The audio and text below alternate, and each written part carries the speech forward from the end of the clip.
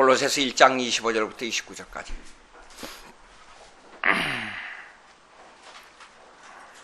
제가 여기 올라올 때 주일날 아침에 거기서 여러 가지 일을 치르고 나서 여기 오면 올라올 때는 힘이 별로 없어요. 근데 여러분 기도가 끝나면 왜 이렇게 갑자기 힘이 나는지 모르겠어요. 25절 제가 읽습니다. 1장 25절. 교독하겠습니다. 내가 교회의 일꾼 된 것은 하나님이 너희를 위하여 내게 주신 직분을 따라 하나님의 말씀을 이루려 함이니라.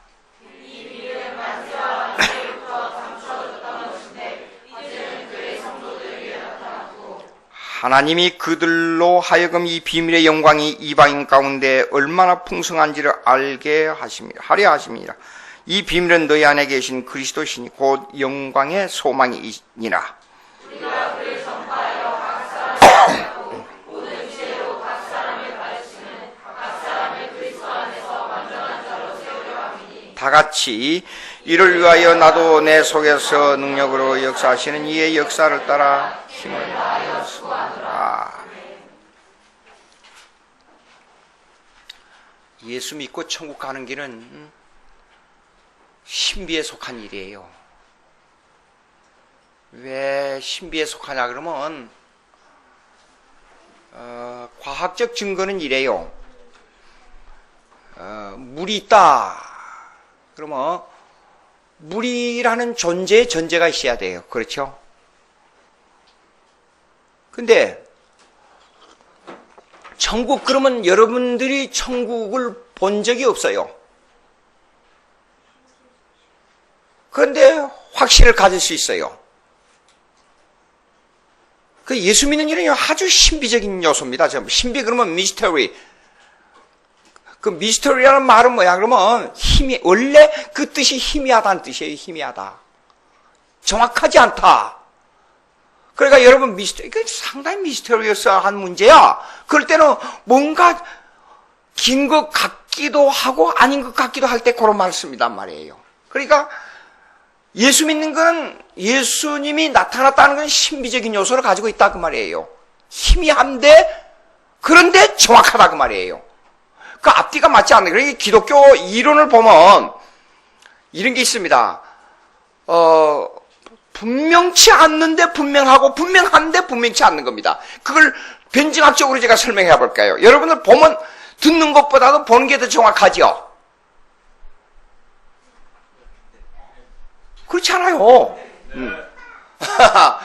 그러면 그 다음에 말 듣는 것보다도 보는 것이 더 정확하고 보는 것보다도 자기가 실험해보는 게 더 정확하다. 대부분 그렇게 말하는데 거꾸로 말하면 반대로 실험해보면 실패가 더 많은 경우가 있고 듣는 것보다도 봄으로 말미암아 문제가 되는 게 더 많고 듣는 것보다도 더 안 좋을 때가 있어요. 한번 물어보겠습니다. 여러분 제 키가 얼마예요? 여러분 저를 지금 보고 있죠? 분명히 키 한번 말씀해 보세요. 어떤 분이 1m 70 얼마예요? 1m 70 위로 이렇게 한번 계산해 봐요.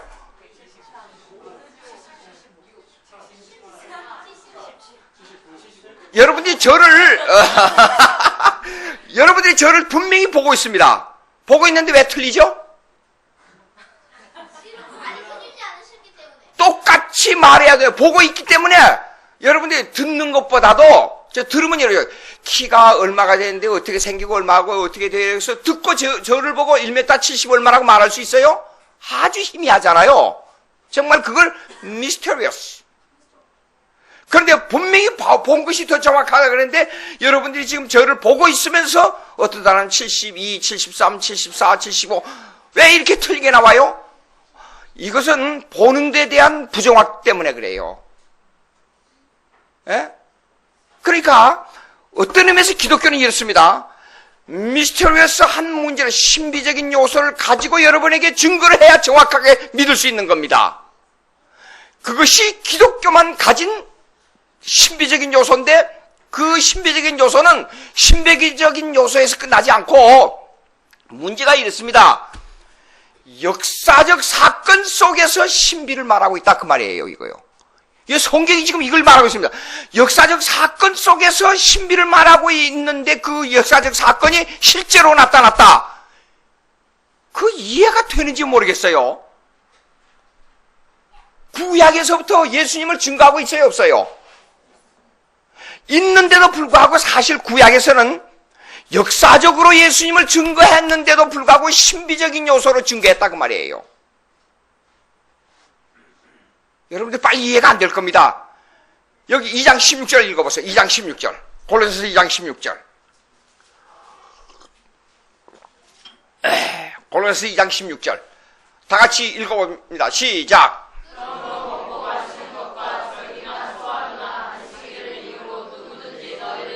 거기까지만요. 자, 먹는 거, 마시는 거, 절기를 지키는 거, 이거는 시간과 공간을 떠나서 생각 속에만 있는 거였습니까? 구약에서? 물어봅시다. 여러분, 먹는 것을 영상으로 찍을 수 있어요, 없어요? 있죠? 그러니까 눈으로 보고 만질 수 있는 거예요. 그렇죠? 마시는 거 그렇죠? 그 다음에 예절, 절기를 지키는 거 그렇죠? 분명히 영상으로 찍을 수 있는 먹고 마시는 것들이죠. 그거는 시간과 공간 속에서 역사 속에서 일어난 거예요. 그렇죠? 근데 이 구약의 이 속에서 이 역사 속에 예수 그리스도가 숨어 있었습니다. 요게 신비예요. 예? 이런 이상한 신비가 들어있습니다. 근데 그거는 구약에 나타난 역사인데도 불구하고 이거는 이 역사인데도 불구하고 이거는 신비인데 그 속에 그림자로만 나타난 예수 그리스도가 그 속에 숨어 있었다고 말이에요. 묘한 겁니다. 그렇죠? 네, 그럼 보자고요. 여기에요. 25절 읽어보겠습니다. 1장 25절 넘어가서 내가 교회 일꾼 내게서 하나님이 너희를 위하여 내게 주신 직분을 따라 하나님의 말씀을 이루라 함이니라 그랬어요. 근데 이 구약에 나타난 그림자로 나타난 예수 그리스도의 내용이 그 다음에 예수님 당시에는 예수님이 실체로 왔단 말이에요. 그림자로 오지 않는 그림자의 예표가 구약에 쫙 나타났는데 그 예표 그림자의 실체가 오신 분이 누구냐면 예수 그리스도예요. 그게 신비적 요소가 이제는 없어져 버리고 실제로 애매하게 생각할 수 있는 제사 속에서, 구약의 제사 속에서, 그 다음에 먹는 것, 절기 속에서, 마시는 것, 그 속에서 예수가 숨어 있었는데 그것이 실제로 예수님으로 딱 와버렸단 말이에요. 근데 그것이 뭐냐? 그게 하나님 말씀이에요. 그 말씀을 이루라 함이라 그랬어요. 그 말씀을 보자고요. 26절 다 같이 읽습니다. 시작.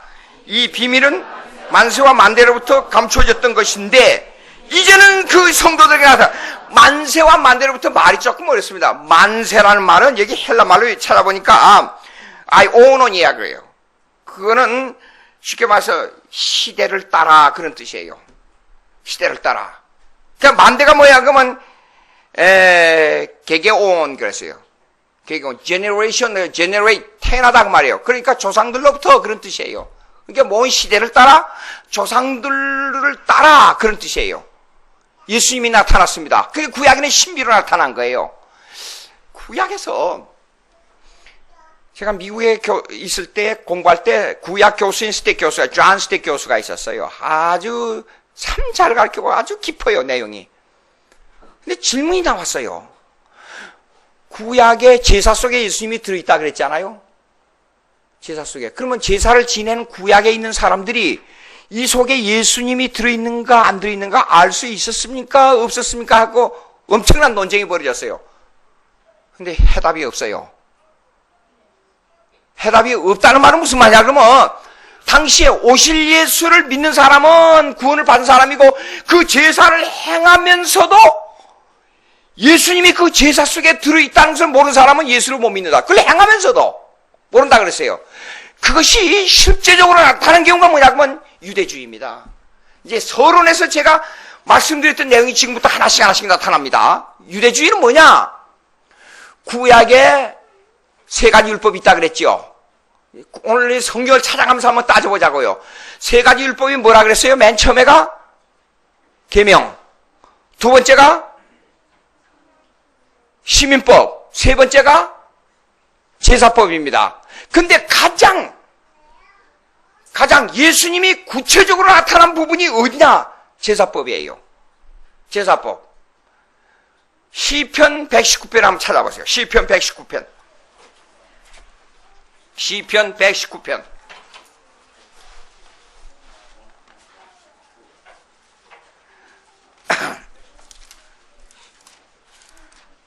시편 119편.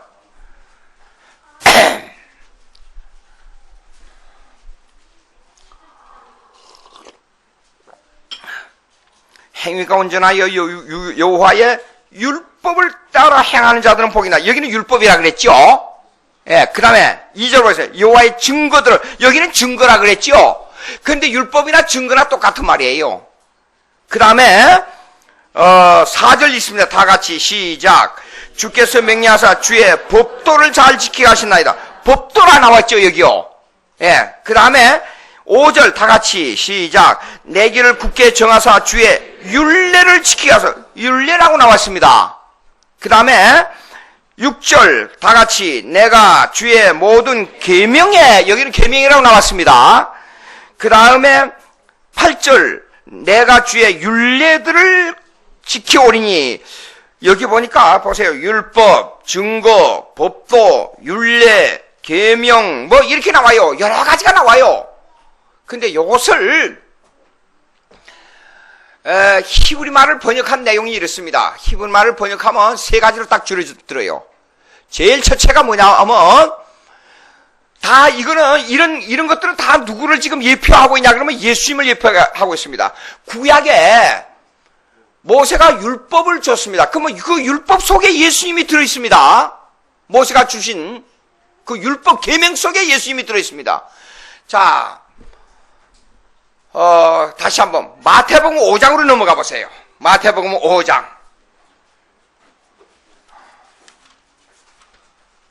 왜 율법 속에 예수님이 들어있느냐?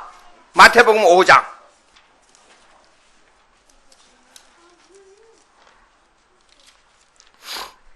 5장 1절 보면 1절부터 보시겠습니다. 제가 요점 잡아서 말씀해 드릴 테니까 이거 다 강의 설교로 하려고 그러면 마태복음만 하면 한 4, 5년 걸려요.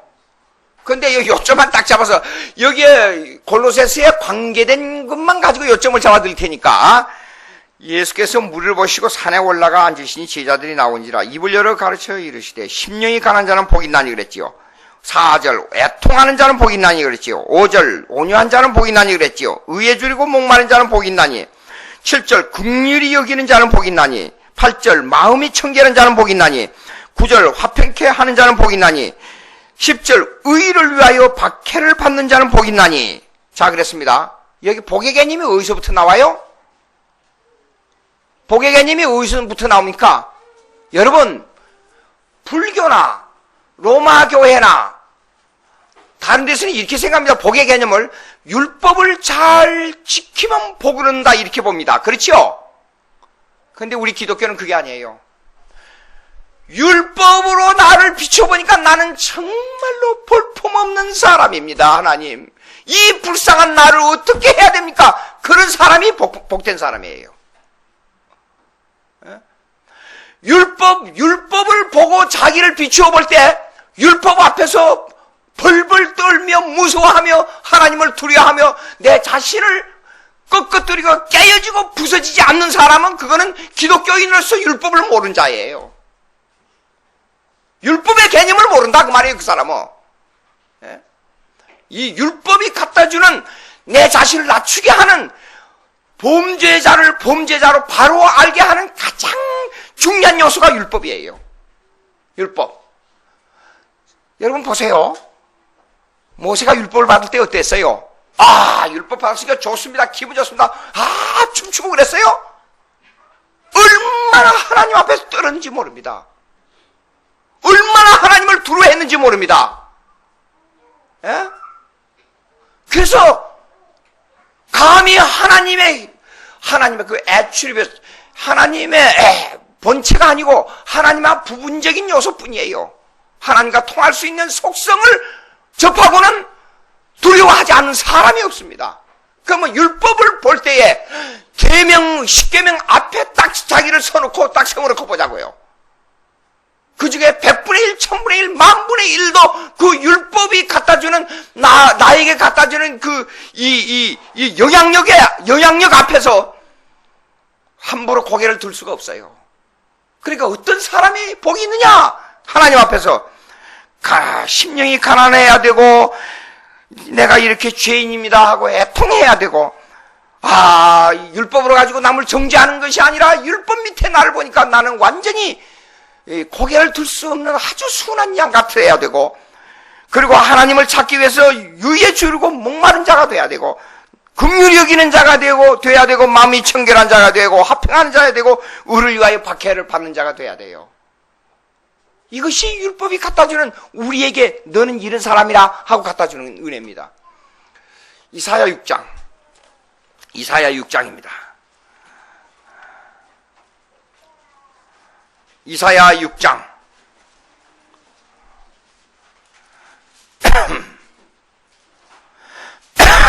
이사야 6장 1절로부터 한번 읽어보겠습니다.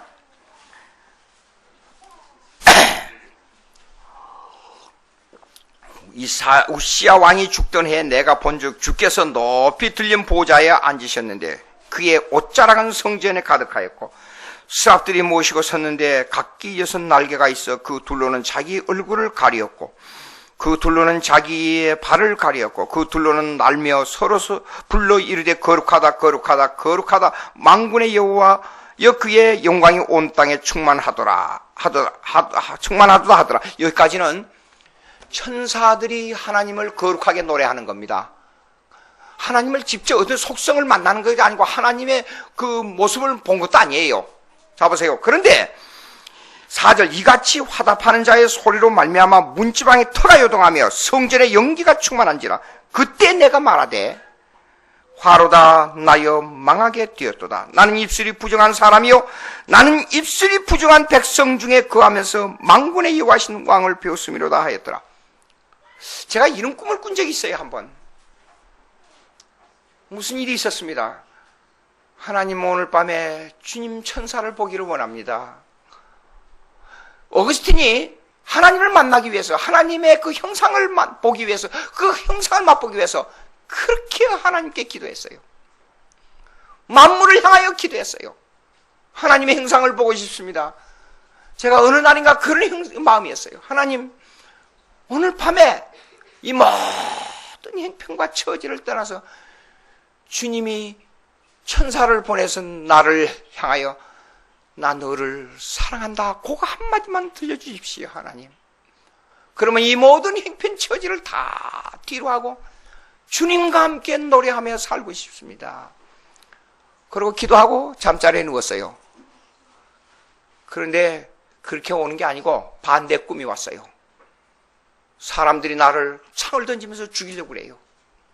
많은 사람들이 와서 내 설교를 듣는 게 아니라 두세 사람이 앉아서 나에게 욕설 하면서 손가락질하면서 저에게 돌을 던지려고 했어요.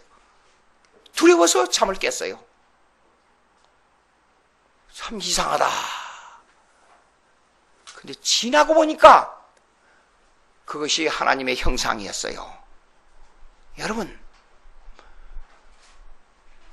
율법 밑에 자기를 비춰보요. 지금 이런 현상입니다. 율법 밑에 자기를 비추어서 이렇게 볼 때 두려워서 벌벌 떨며 어떻게 할 바를 모르는 그것이 하나님을 찾는 형상이에요. 우리가. 예? 근데 많은 사람들이 하나님을 자기 액세서리로 생각합니다. 그래서 하나님을 찾는데 어떤 방향으로 찾느냐? 자기 욕심대로 찾는 거예요. 그거는 복된 사람이 아니에요. 복된 사람이 아니에요. 이 현상을 보고 놀란 것은 뭐냐면 이사야가 나는 망하였도다. 나는 볼품없는 사람이구나. 그렇게 된 겁니다. 그러면 예수님이 오셔서 우리에게 가르쳐준 율법에 관한 내용이 뭐냐 하는 겁니다. 율법을. 이 말은 율법론을 말하지 않고 지금 벌써 복에 관한 얘기를 하고 있습니다. 그러면 복에 관한 얘기는 뭐냐? 율법 밑에 자기를 굴복시키는 자가 복에 관한 복을 받는 사람인데 은혜만 바라는 게 아니라고 말이에요. 여기 보세요.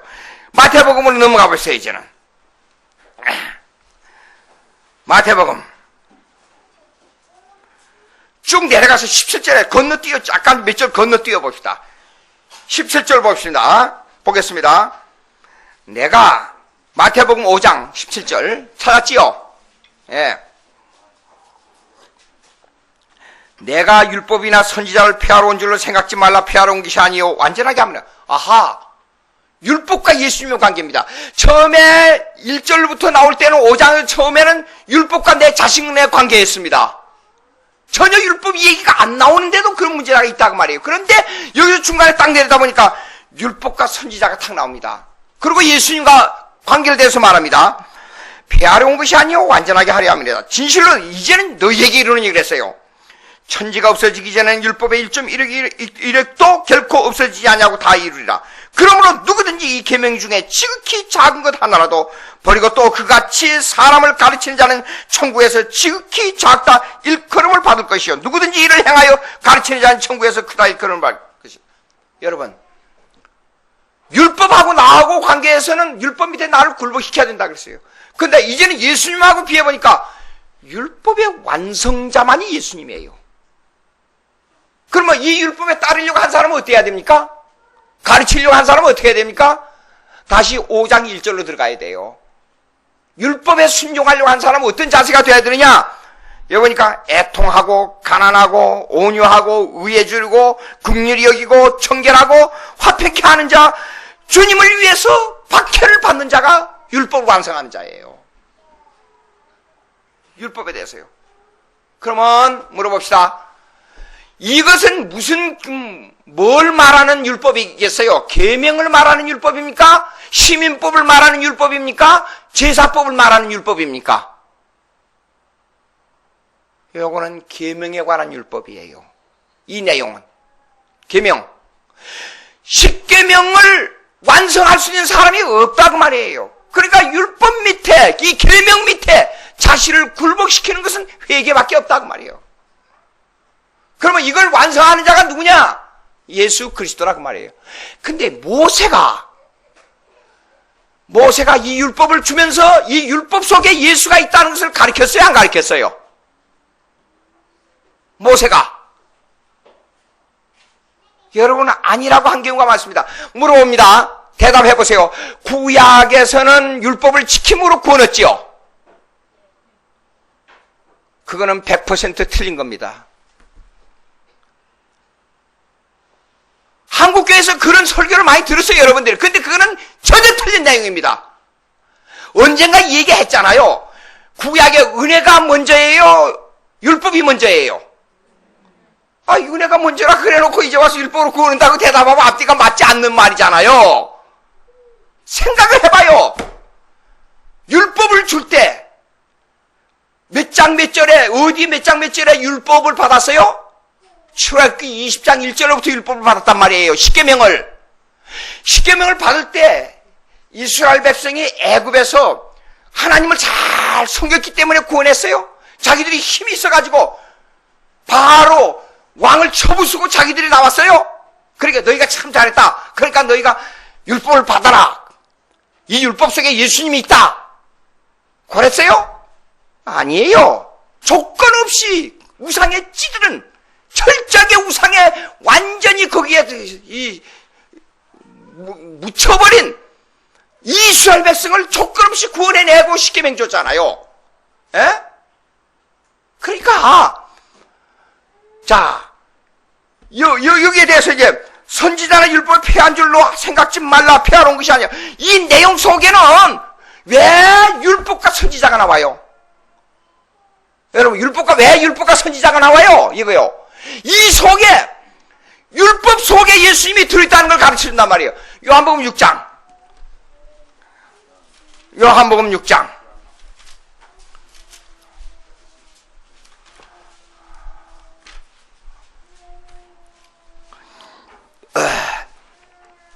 요한복음 5장입니다. 5장 45절. 미안합니다. 5장.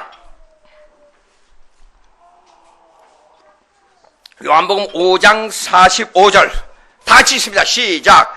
내가 너희를 아버지께 고발할까 생각하지 말라. 너희를 고발하는 이가 있으니 곧 너희 바라는 자, 모세니라. 다 같이 시작. 모세를 믿었다면 또 나를 믿었으리니 이는 그가 내게 대하여 기록하였음이라 그랬잖아요. 여러분 보세요. 모세 구약에 나타날 때 율법의 대표자는 모세입니다. 선지자의 대표자는 이사야입니다.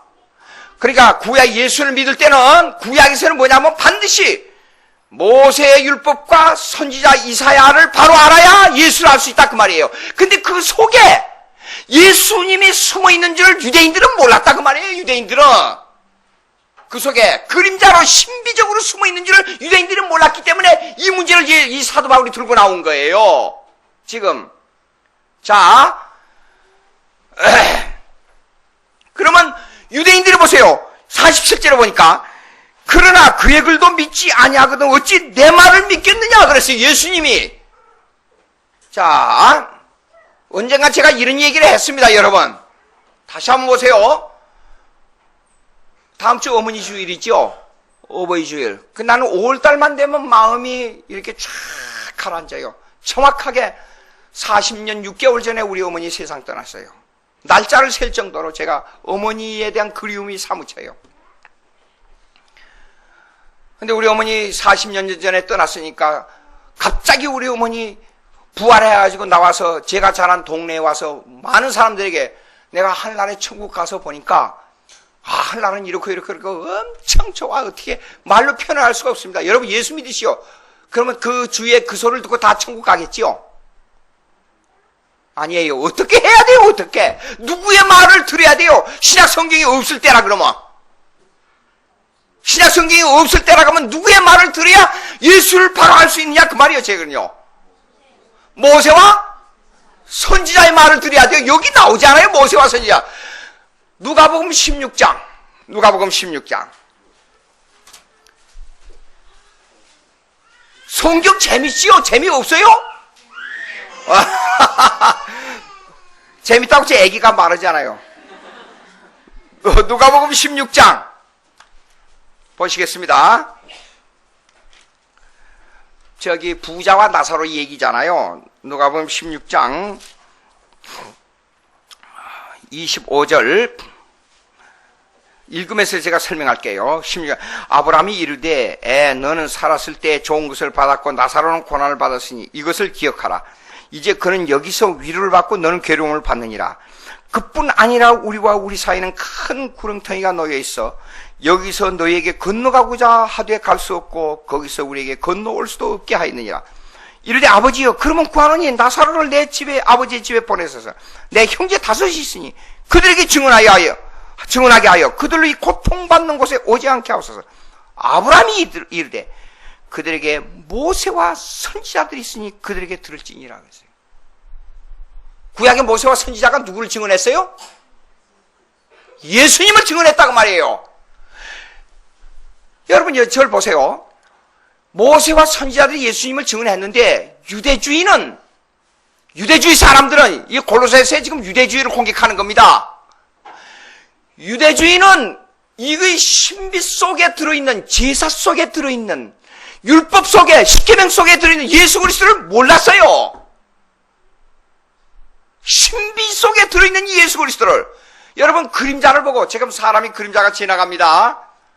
그러면 제 모습이 우리 동생이나 저나 누가 목소리만 들어도 누군지 구별을 못하겠다 그러더라고요. 전화를 하면 형님입니까 동생입니까 그래요. 그 우리 동생이 전화하는데 우리 동생 목소리를 듣고 어떤 분이 목사님이세요 그래요. 우리 동생도 목사입니다. 그러니까 어느 목사님이에요? 그러니까 김양주 목사님이세요? 그래요. 나 동생인 김양채 목사입니다. 근데 목소리가 똑같아요. 그건 뭐예요? 왜 그래요? 실체인 얼굴을 안 봤기 때문에 그래요. 그렇죠? 그러니까 예수님이 이 제사 속에서 실체인 예수님이 보이질 않는 거예요. 왜 그래요? 그 원인이 뭡니까? 보이지 않는 원인을 한번 말씀해 보세요. 원인이 뭐예요? 그냥 뭔가 안 보였기 때문에 그렇다. 그거는 인간적인 생각이에요. 하나님의 말씀을 가지고 얘기해 보자고요. 성령이 역사하지 않으니까 그래요. 성령이 역사하지 않으니까. 그러니까 다윗이 기도할 때 주의 성령을 근심하지 말게 하옵소서 기도했잖아요. 구약에도 성령이 역사합니다. 인간의 마음을 돌려가지고 예수를 믿게 하고 하나님을 향하게 하는 것은 성령이 역사해야 또 하나님에게 돌아온단 말이에요. 자, 그러면 읽습니다. 이러면 이르되 아버지의 구하에, 그 다음에 29절, 아브라함이 이르되 그들에게 모세와 선지자들이 있으니 그 30절 읽습니다. 이르되 그렇지 아니하니이다. 아버지 아브라함이여 만일 죽은 자에게서 그들에게 가는 자가 있으면 회개하리다.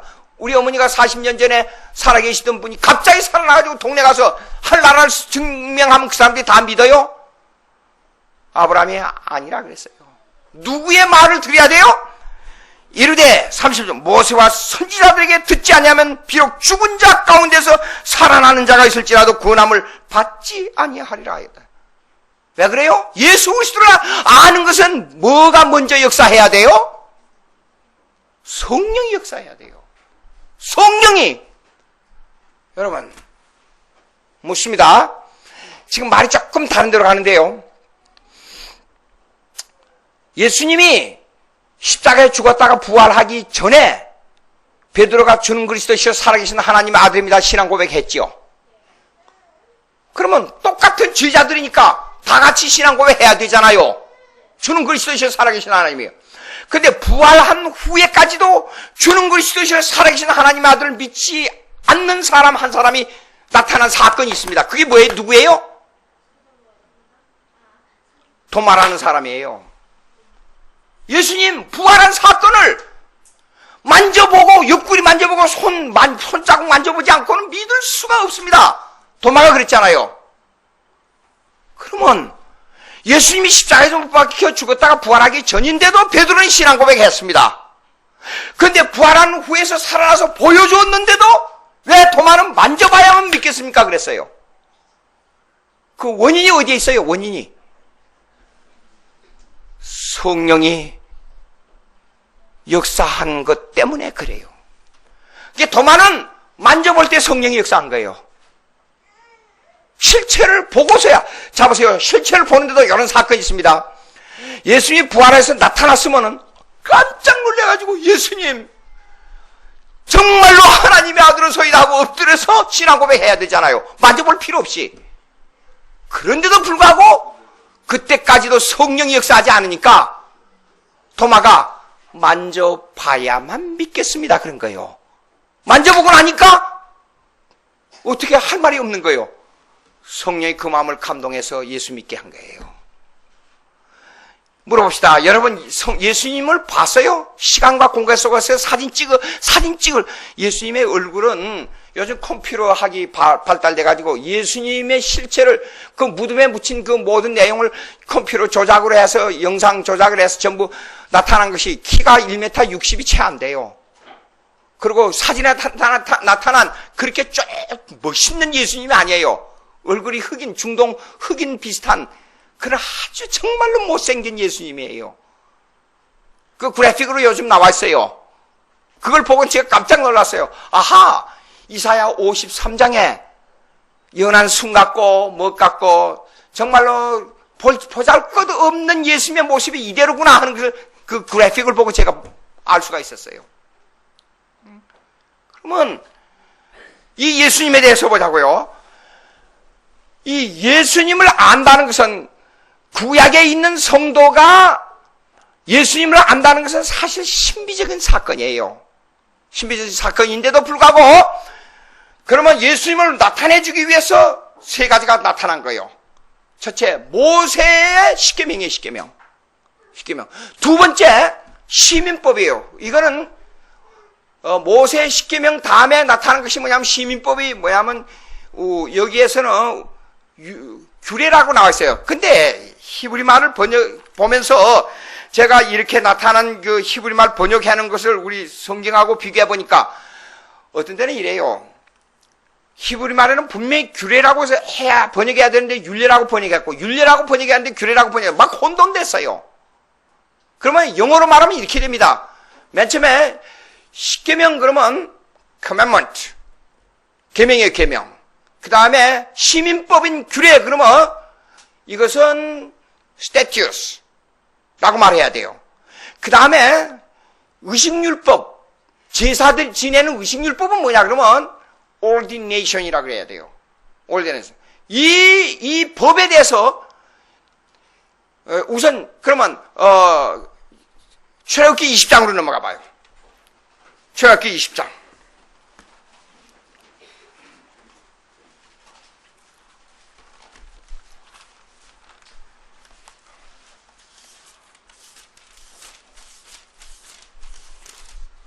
출애굽기 20장.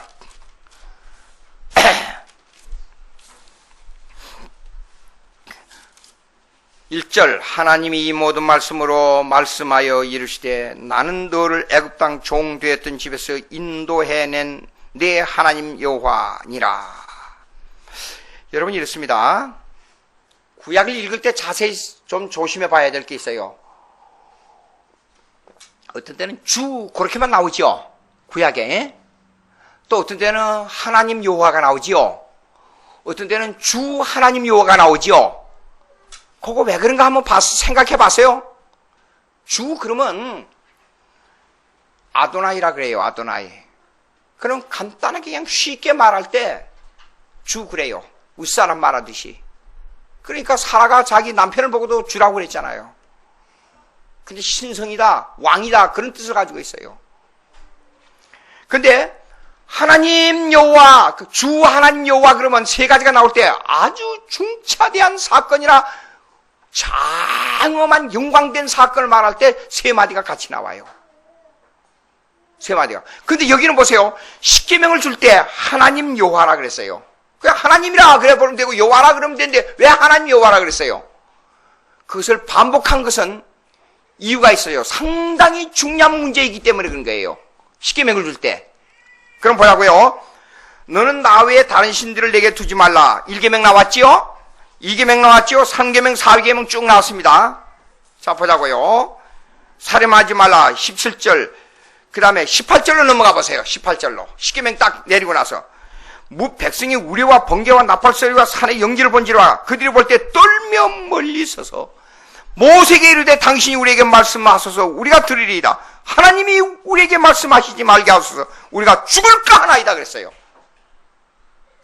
여러분, 십계명 아까 내가 잠깐 말씀드렸지만 십계명 앞에 서가지고 떨지 아니하면 이거는 사람이 기독교인이 아닙니다. 근데 십계명을 너무 쉽게 생각해요. 예. 십계명은요 무서운 칼날보다도 더 예민한 생명에 대한 관한 문제입니다. 이거요. 근데 십계명을 너무 간단하게 생각한단 말이에요. 오늘날 제가요 느낌이 참 많아요. 왜냐하면 옛날에 어렸을 때 주일날 차만 타도 목사님 앞에 불려가서 혼났어요. 주일날 안식을 지키지 못한다고. 예. 근데 이 십계명에 대해서 너무 쉽게 생각해요. 이스라엘 백성들이 십계명을 받을 때 모세에게 죽을까 겁이 나서 벌벌 떨며 말씀하지 마옵소서. 이 십계명을 받은 다음에 이제 21장 넘어가 보세요. 일반법이 시민법시가 일반법이 나옵니다. 21장 1절. 내가 히브리 종을 사면 그 6해 동안 섬길 것이요 7째 해는 몸값을 물지 않고 나가 자유인이 될 것이요 쭉 나가요.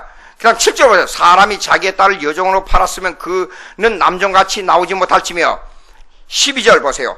사람이 쳐 죽인 자는 반드시 죽일 것이나 만일 사람이 고의적으로 한 것이 아니라 나 하나님이 사람을 그의 손에 넘긴 것이면 내가 그를 위하여 한 것을 정하리니 그 사람이 그리로 도망할 것이며 그 다음에 15절 보세요. 자기 아버지나 어머니를 치는 자는 반드시 죽일지니라. 16절 사람을 납치하는 자가 그 사람을 팔았든지 자기 수하에 두었든지 그를 반드시 죽일지니라.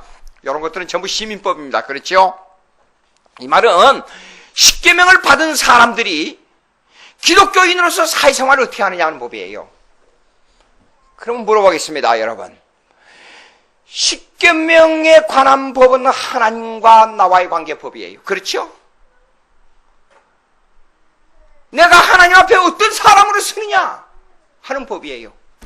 내가 하나님 앞에 누구냐를 아는 법이에요. 근데 시민법은, 여기다 21장 이후의 시민법은 사람과 사람에 관한 법이에요. 그러니까 십계명 뭐냐면 commandment, 하나님의 명령입니다. 말 그대로. 그러나 21 시민법은 statutes, 규례입니다. 규례. 인간과 인간의 규례예요. 근데 레위기에 넘어가 봅시다. 레위기에 7장. 레위기는 뭐냐면 제사법이에요. 제사법.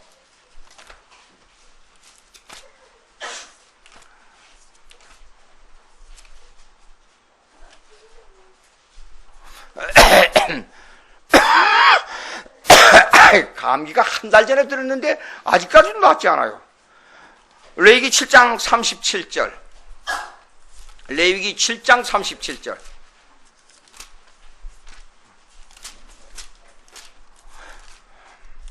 레위기는 뭐를 가리키는, 뭐에 대한 법입니까? 구약에서? 제사법입니다. 제사법. 7장 37절. 그냥 간단히 다 같이 읽어봅시다. 시작. 이는 번제와 소제와 속죄제와 속건제와 위임식과 화목제의 규례라. 이렇게 나와 있죠. 근데 이게 규례라고 번역하기 잘못이에요. 이게 화목제의 율례라, ordination이라 그래야 돼요. 번역이 잘못됐어요. 우리 그 번역이 잘못된 게 많습니다. 자, 그러면 제가 조사를 한 것만 이 말씀을 드릴게요. 구약의 제사법은 보통 한 11가지 법이 있어요. 제사법이. 근데 이 제사법 속에는 뭐가 들냐면 예수 그리스도가 들어있습니다. 제사법은 뭐냐 그러면 이렇습니다. 여러분 갈라디아서 보면 의문의 법이라고 나와요. 의문의 법. 의문의 법이 뭐냐면 제사법을 말하는 겁니다. 그러면 제사법은 십계명을 지키지 못한 사람이 하나님과의 어떻게 교제를 할 수 있고 하나님께 나아갈 수 있고 그 지키지 못한 법에 대해서 사함을 받을 수 있느냐 하는 것이 제사법이에요. 그래서 제사 속에는 뭐가 들어있냐면 예수 그리스도가 들어있단 말이에요. 그러니까 이 제사 속에는 뭐가 들어있냐, 믿음으로 구원한다는 내용이 들어있어요. 제사법에는. 조사를 봐야 봅시다. 맨 처음에 1, 번제가 뭐냐, 번제. 그거는 번제는 뭐냐면 burnt offering, 태워서 드린다는 말이에요. 태워서 드린다. 7장 37절. 저기서 한번 적어보세요. 6장 9절에 나와요. 레위기 6장 9절에도. 태워서 제사를 드린다. 여러분, 죄를 어떻게 없앨 수 있어요? 물어봅시다. 여러분의 죄를 어떻게 없앨 수 있어요? 한번 생각해 봐요. 죄를 내가 여러분이 노력을 하면 천주교에서 말한 것처럼 열심히 노력하고 이 불교에서처럼 묵주를 계속 돌리면 죄가 없어지죠?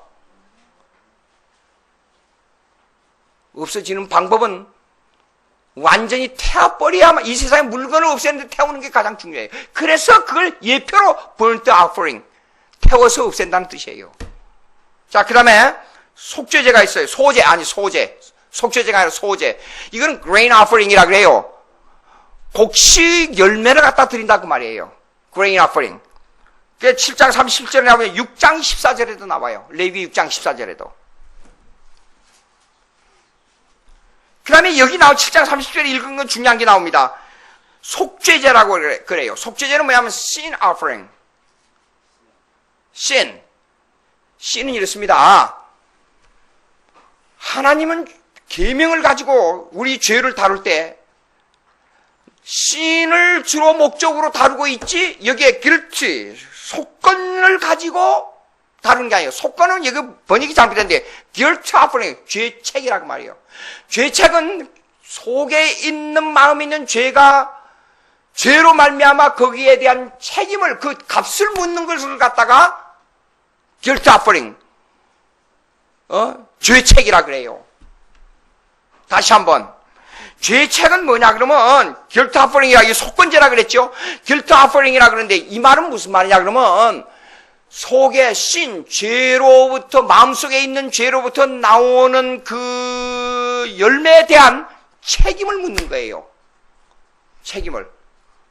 그래서 미국에서 재판장이 딱 가게 되면 너 guilty 있느냐 없느냐 그렇게 물어요. 그럼 없다 그러면 왜 없느냐? 증명을 대라 그래요. 그러니까 guilt는 사실상 외적으로 나타나서 이 책임을, 그 죄에 대한 책임을 내가 져야 되느냐 말아야 되느냐 하는 것을 말하는 거예요. 그러니까 이 속죄죄는 sin offering, 심령 속의 죄를 묻는 거예요. 그러나 속건죄, guilt offering, 죄책을 묻는 거예요.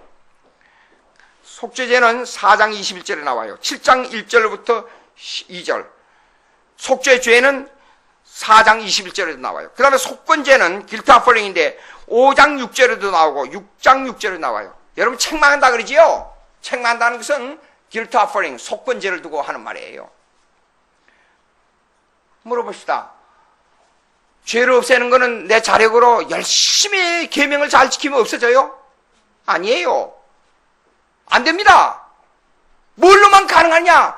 제사를 왜 드리냐? 이렇게 불로 태워야 했느냐? 죄에 대한 값을 치르는 제사를 왜 드려야 되느냐? 아하!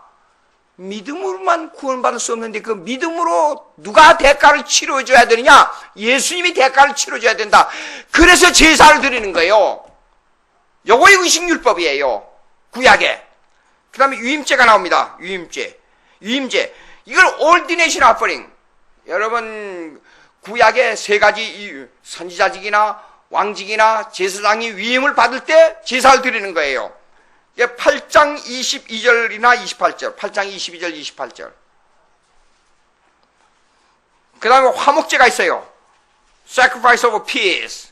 화목제는 레위기 3장 1절이나 7장 11절. 요점만 시간 관계상 도저히 안 되겠네요. 시간이 다 됐어요, 벌써. 그 다음에 요제는 뭐냐면 웨이브 아퍼링이라서 흔든다는 뜻이에요. 7장 30절. 그 다음에 전제가 있어요. 전제는 뭐냐면 drink offering, 마시는 제사입니다. 이거는 레위기 23장 13절, 17절, 민수기 6장 15절에 나와요. 레위기 23장 13절, 17절. 그러니까 거제란 말이 좀 이상한데요. contribution, 드린다는 뜻이에요. 헌신적으로 드린다, 거제. 그래서 7장 32절. 7장 32절. 그냥 자원제. 그래, 자유로 드리는 거예요. 그래, free will offering이라 그래요. 자유에 의지해서. 자기가 하나님의 은혜가 너무 감사하니까 그냥 감사한금 드리고 싶다. 그건 자원제라 그래요. 그래서 출애굽기 35장 3절, 레위기 7장 16절. 출애굽기 35장 3절, 레위기 7장 16절. 화제. 불로 태워 드리는 겁니다. 화제는 레위기 23장 8절, 3장 16절. 요거요, 한 2, 3분만 더 결론 짓겠습니다 하고요. 이거 중요한 겁니다. 자, 의식율법, 이렇게 제사를 드리는 의식율법 속에는 예수님이 스스로 제물이 돼가지고 십자가에 못 박혀 죽이는 제사를 예표하고 있는 겁니다. 요거요. 예수님이 십자가에 죽었다는 말은 제사를 드렸다는 뜻이에요. 왜 제사를 드려요? 우리의 죄 때문에.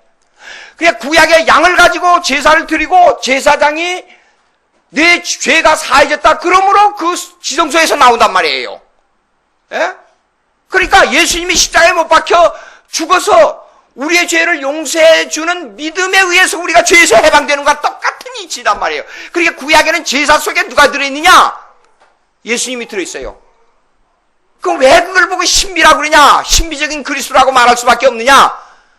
아니, 양의 피 가지고 불태워 죽이는데 이게 예수님이 이 속에 들어있는지 안 들어있는지 여러분 어떻게 알 수 있어요? 그것만 딱 보면 몰라요. 그렇잖아요. 근데 이걸 아는 것은 신비예요. 구약의 양을 잡아 제사 드리는 것은 세례 요한이 예수님을 보고 세상 죄를 지고 하는 하나님의 어린 양이로다. 이걸 알 수 있는 것은 그 실체를 보고는 알 수가 없어요. 신비적인 요소가 들어있기 때문에. 어떻게 아느냐? 성령이 우리의 마음에 와서 역사해야 예수 그리스도를 알 수가 있는 거예요. 기가 막힌 신비라고 말이에요. 아니, 율법, 아까 우리가 성경 읽었잖아요. 모세가 예수님에 대해서 증거했어요. 선지자들이 예수님에 대해서 증거했어요. 그러면 모세와 선지자의 법 속에, 율법 속에 예수님이 들어있는 걸 누가 아냔 말이에요. 몰라요. 그걸 아는 건 오직 신비적인 요소인데 성령에 의해서만 알 수 있었어요. 그러니까 모세가 그랬잖아요. 나 같은 선지자를 둔다 그랬어요. 구원을 위해서는 나 같은 선지자를 둔다. 율법의 대표자가 모세예요. 그러나 율법의 완성자는 누구예요? 예수님이에요. 예? 그러니까 예수님이 그랬잖아요. 나는 너희를 위하여 율법을 완성하러 온 것이지 나는 율법을 폐하러 온 것이 아니다 그랬잖아요. 그러면 율법을 아는 길은 뭐냐? 우리가 율법을 어떻게, 율법의 진미를 아는 것은 뭐냐? 내가 율법을 잘 지키고 내가 이렇게 하고 그거는 유대주의예요. 예수님이 가장 미워하는 게 그겁니다. 진짜 율법을 아는 건 뭐냐면 율법 앞에 떨며 자신을 어떻게 할 바를 모르고 낮아지며 오냐며 슬픔, 회개의 본질이 뭔 줄 알아요? 회개의 본질이 뭐냐면 자신의 죄를 깨닫고 자신을 미워하며 슬퍼하며 몸부림치는 것이 회개의 시작이에요. 예? 율법 앞에 그렇게 돼야 율법을 바로 안다고 말이에요. 그럼 율법을 알게 되면 뭐예요? 율법은 그리스도에게로 인도하는 몽학성생이라고 했어요. 갈라디아서 3장이에요. 갈라디아서 3장.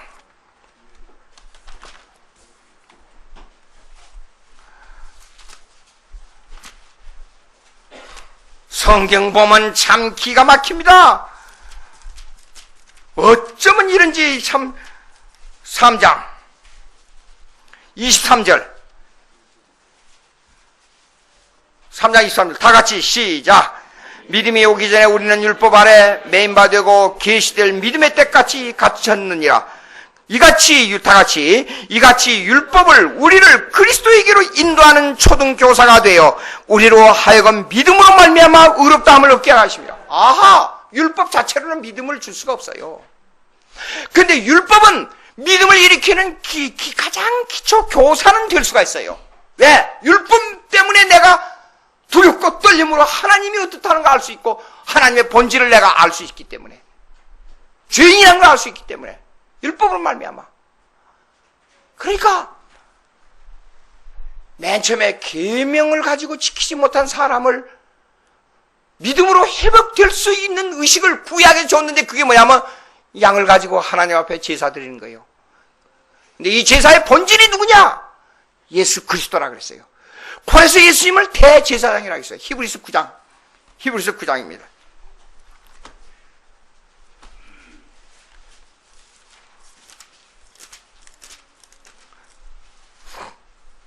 야,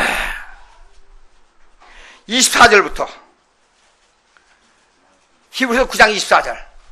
요거요 아까 제사 얘기했잖아요. 시작. 그러므로 하늘에 있는 것들의 모형은 맞죠? 예. 다 같이 다시 한번 시작. 그러므로 하늘에 있는 것들의 모형은 이런 것들로서 정결하게 할 필요가 있었으나 하늘에 있는 그것들은 이런 것들보다 더 좋은 제물로 하실 것이라. 자, 그리스도께서는 시작. 그리스도께서는 참 것의 그림자인 손으로 만든 성소에 들어가지 아니하시고 바로 그 하늘에 들어가사 이제 우리를 위하여 하나님 앞에 나타나시고 대제사장이 해마다 다른 것에 피로써 성소에 들어간 것 같이 자주 자기를 드리려고 아니해야 하실지니 다 같이 그리하면 그가 세상을 창조한 때부터 자주 고난을 받았어야 할 것이로되 이제 자기를 단번에 제물로 드려 죄를 없이 하시려고 세상 끝에 나타나셨느니라. 다 같이 한 번 죽는 것은 사람에게 정해진 것이요 그 후에는 심판이 있으니 됐어요. 왜? 그러니까 예수님은 구약에 나타나서 매년 드리는 제사를 한 번에 완전히 하늘 앞에 그냥 바로 제사를 드려버린 거예요. 구약의 제사는 신비를 포함하고 있어요. 그런데 그 제사가 그냥 나타난 게 아니라 역사 속에서 했다 그 말이 역사 속에서. 그런데 그림자 보세요. 나와 똑같이 생긴 사람이 그림자로 지나가서 이게 김양준지 아니지 10사람이 똑같이 지나가요. 그거 김양준지 아닌지 알 수가 있어요? 몰라요. 그림자 보고는. 근데 그걸 구별하는 거는 오직 성령의 역사야 아는 거예요. 시간이 돼서 여기까지 또 계속하십시다. 이거 아주 중요합니다. 예. 예수 그리스도를 바로 알아야 돼. 예수 그리스도를. 예. 기도하십시다. 하나님 아버지 감사합니다. 저희들에게 은혜를 주셔서 신비적으로 나타난 구약의 예수 그리스도를 신약에 와서까지 정확하게 우리에게 말씀해주고 있는 것을 생각하고 이 말씀이 바로 예수 그리스도요. 구약의 제사 속에 나타난 예수 그리스도, 율법 속에 나타난 예수 그리스도, 이제는 실체로 나타나서 우리에게 바로 그 모습을 가르쳐 주시려고 합니다. 도와주셔서 성령이 저희들이 하나님의 말씀을 바로 깨닫게 해 주시옵소서. 예수님의 이름으로 기도하옵나이다. 아멘.